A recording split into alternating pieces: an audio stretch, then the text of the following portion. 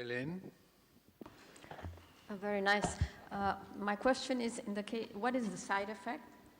What are the side effects?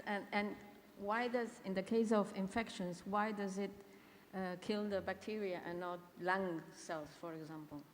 Okay, there is no side effect. The only side effect in the beginning of photodynamic therapy was photosensitivity for a period. But now with the new drugs, we are doing marvelous. In less than a day, the patient can go back to the sun. Okay? So chlorines and the development of chemistry was wonderful. And then the second question was, why we kill only the bacteria? Yeah. Because we make drugs that are more selective to bacteria. So we, either by systemic injection or by topical application, we can make the bacteria absorb much fast. Well, they normally have a metabolism much faster than the tissue. And in the case of HPV, we kill the cells that hold the virus. And then the virus goes together. Nobody can tell us if you are oxidizing the virus or anything yet. But what we know is the treatment of HPV in Brazil, we clean 100% of the ladies. Sometimes take one section, 2, 3, 4, but we end by cleaning all the lesions. So selective is good and is in situ, even though we use a lot of systemic drug. With the right pharmacokinetic, we know exactly the moment to illuminate and everything. Professor Davidovich? Thank you for the very nice talk, very nice work. This, I think, is a follow-up of the previous question. You illuminate with a broadband laser, so the frequency selection is made by the chemicals, or you select also the frequency with the laser? Yeah, we select. We have each drug, in principle, has a different excitation band. Okay. And we work on the top of the excitation band, not only to excite the molecule, but to optimize the quantum efficiency of production of singlet oxygen. So we do a lot of in vitro studies before going to clinical. Even though it's not the same, but normally we have a good direction to go. It's like confining the directions. And normally this is being well optimized. You know, we, in around my laboratory, we started 40 companies. 30 of them are dealing with healthcare. I didn't show you, we're doing laser scanning X-ray. We believe that with modern X-ray, scanning laser X-ray, you'll be able to see cells. Because we saw this news that everybody's gonna have implants. Any citizen's gonna have at least 3 dental implants. And there is a problem. Cost, because the implant of dental implant takes very long. You have to wait for osseointegration.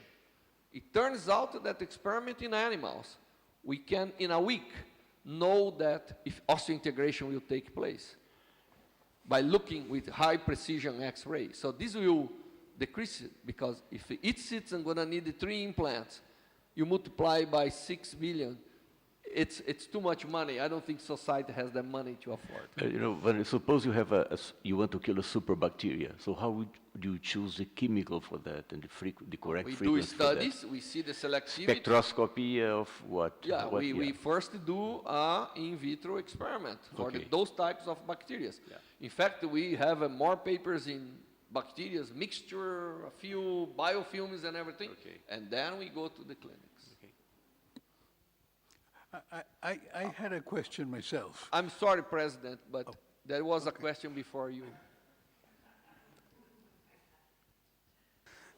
Okay, so all the pathologic conditions that you described, so HPV, onychomycosis, and also melanoma lesions, involve an inflammatory response. So my question is whether the effects of photodynamic therapy are not only a direct effect on the lesion, but also an indirect effect on the inflammatory response. Well, that is, during the PDT, in the next half an hour, you have a very big inflammation, because we have a large vascular damage. And, but this is fully complete. I have a program on bexiga, I forgot in English. Bladder. We have a program for bladder. We have done 20 bladders with cancer, disseminate cancer. All the doctors tell me, I prefer to deal with a big cystite, which is inflammation, than the cancer. So medicine knows better to deal with inflammation than with cancer. So I'm not so worried about the inflammation that we are causing because that can be controlled. President? My point was similar, that inflammation is an excellent thing to fight cancer with your own cells. And in fact, there are now toll receptor agonists that are for basal cell carcinomas. And you just put one of those, and I'm a fisherman, and I used to fish bare-breasted when I thought I was Tarzan. So now I have all these basal cell carcinomas, which are not invasive, but you put this, and you get a huge inflammation, and they go away.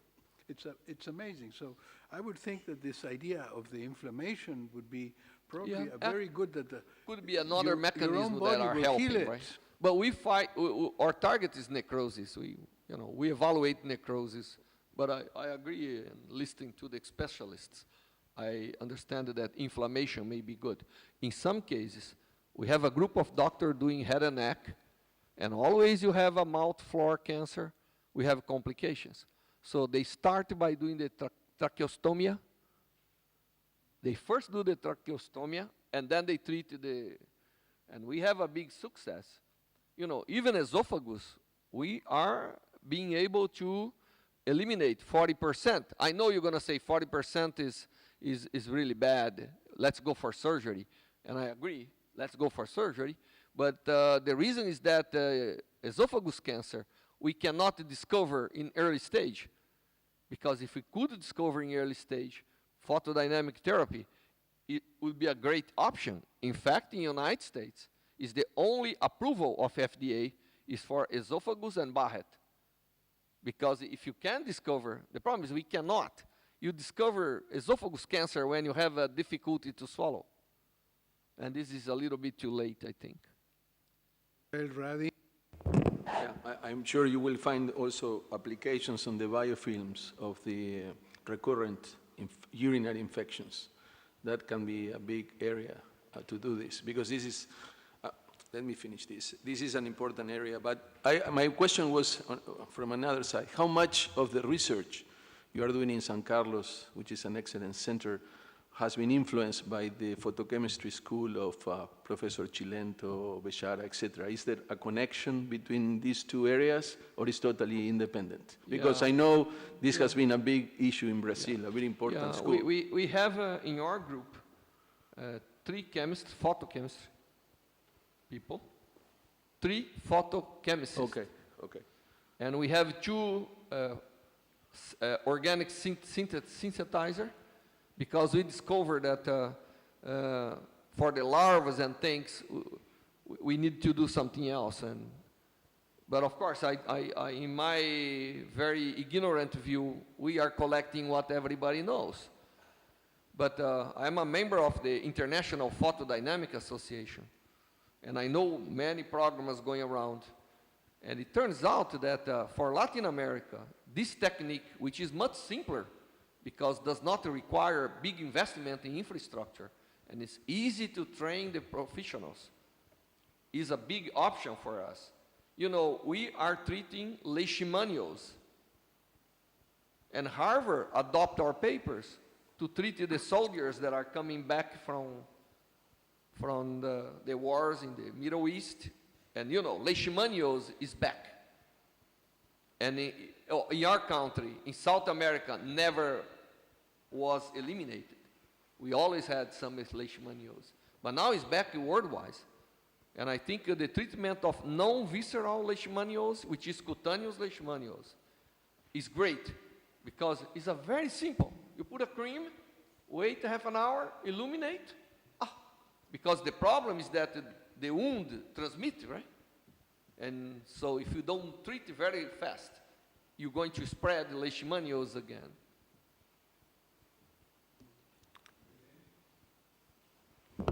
Yeah, I have another question. What's the penetrance of the light?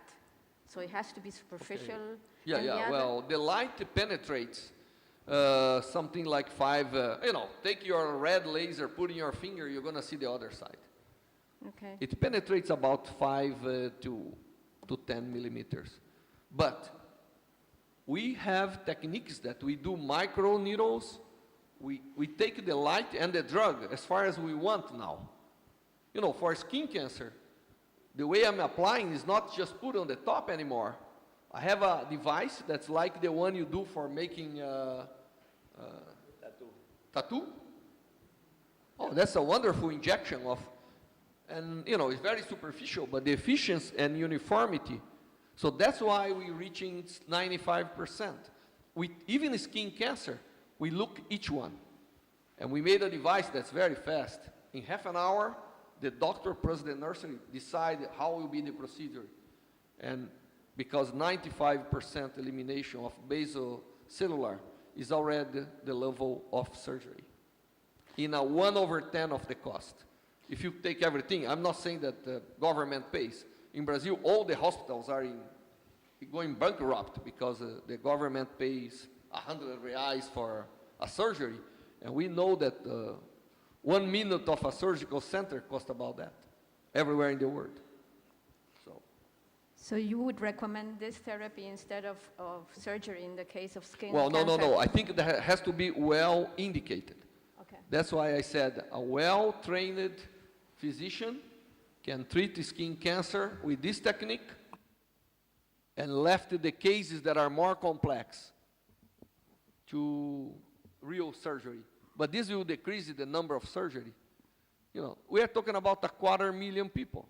Even though it is ambulatory surgery, the complications of those 10%, we are talking about 25,000 complications. And the hospital has to deal with that. And normally they are elder people. And as you know, surgery in those people are also an extra complication. Rafael Vicuña has the final question. Well, Ana Belén asked you about the penetrance of the light. I was going to ask you about the photosynthesizer molecules, because it is essential that they are taken out by the cells. So is there a limitation for you to use a wider range of photosynthesizer molecules, thinking that they have to be taken by the cells? And also, do you use different photosensitizer molecules for different types of pathologies? Yeah. We use different molecules for different cancers. It seems that the selectivity, like esophagus or bladder, we do porphyrins. For oral cavity now, we're doing chlorines, modified chlorines. For skin cancer, we do the methyl-ALA and ALA, which are amino-levulaic acids that induce the cells to produce the porphyrin. That's why you saw that very red fluorescence on the cancer cells. So, students produce theses and work, and we find out the optimization of all this. Eddie? Is there This any is the very last one. This is an amazing case of successful interdisciplinary research, Vanderlei, with high social impact. And I was going to ask you about the students that you train. What is their background? Are they biologists, medical doctors, physicists? What are they? Okay. They are a little bit of everything. I have students that are medical doctor, because we have a medical school. We have students that are chemists, physicists, and biomedical. And now I have a lot of pharmacists. So it's a blend of professionals. And luckily, in my institute, we have 3 post-graduation in physics. One is called biomolecules, which all these people fits well. The other one is basic science, some of them. And one is called applied and computational physics, which the rest of it, engineering and everything, fits well. So I've been able to fit all the people there, and they seem to be happy and going. And we went to Chile, and we have a very good success in Chile. And in Cuba, they have a high incidence of people that comes without melanin, is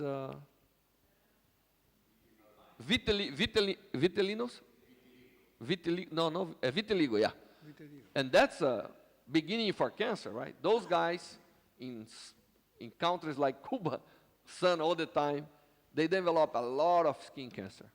And we did a very nice work there. And, well, we're going everywhere. You see the list of countries we're going, and now COFEPRIS approve. And COFEPRIS approving, we have Central America basically approve it. So El Salvador is in the list. We did a training there. So I hope we're going to spread it to Latin America. On that note, we would say we should be very grateful for the great big grants that Banhato has, because they financed to this trip here of the entire Brazilian delegation. So we thank you very much, and we thank all, well, you thank all the speakers. Okay, now I'm the president back. So let's thank all the speakers, and let's go for lunch.